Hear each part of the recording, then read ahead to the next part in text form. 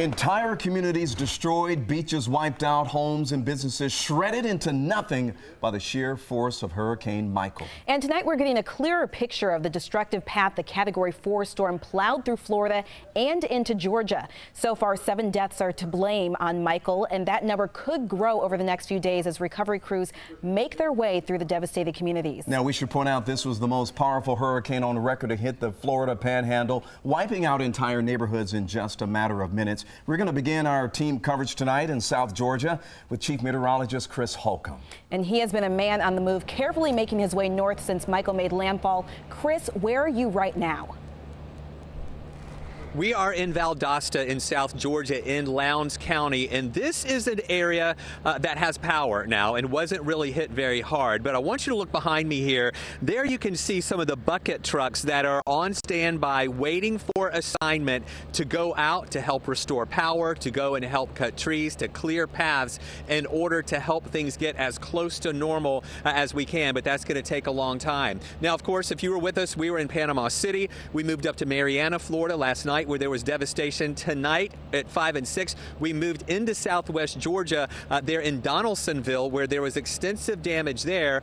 On the way here to Valdosta, we stopped into Bainbridge, also with some extensive damage in those areas too. Take a look at this video, and you can see how some storefront windows are just knocked out, and you can see just inside there with stuff that people could easily get in and get. So they have instated in Bainbridge a curfew, mandatory curfew. As we got there tonight around 7 o'clock, that's when that curfew was starting. You can see the damage that was left behind there at this gas station awning that was tipped over. Also the courthouse with the windows boarded up because of the windows that are broken there as well due to the strong winds that came through. Now, with that mandatory evacuation in Bainbridge, folks were threatened with arrest if they violated that.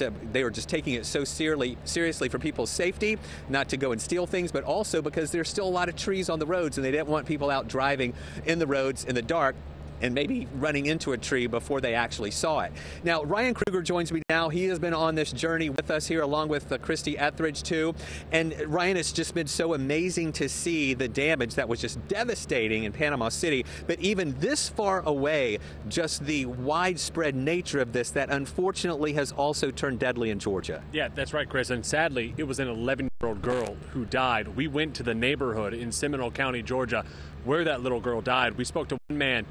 He's told us that his daughter lost her best friend. Let's show you the picture of this girl, 11-year-old Sarah Radney, an adorable little girl with a big, beautiful smile. She was at her grandmother's house near Lake Seminole when emergency officials say it was a freak accident. The winds from Hurricane Michael blew a portable carport onto the house where she was staying, went through.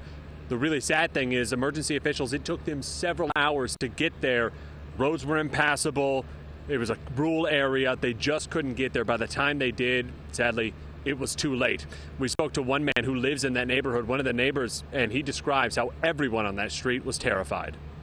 I had the Lord on my side because I had prayed and prayed and prayed. Yeah. And he blessed us. Yeah. And we were blessed.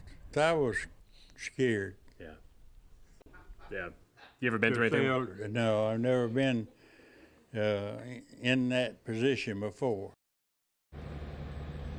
And that gentleman you just heard from, Chris, sadly, he was stuck in his house for more than 24 hours. A tree fell right through the house. They couldn't get out. Friends and family came in with their chainsaws, tried to clear the way. There's a lot of physical damage that they have to clean up, but there's also that emotional damage that I think a lot of people are still processing here. And you know, both of that, the physical damage and the emotional damage, is going to take a lot of time. And these are just the beginning of a lot of stories that we're going to be hearing ahead, Ron and Natisha. Yeah, you got that right. All right, thanks a lot, Chris.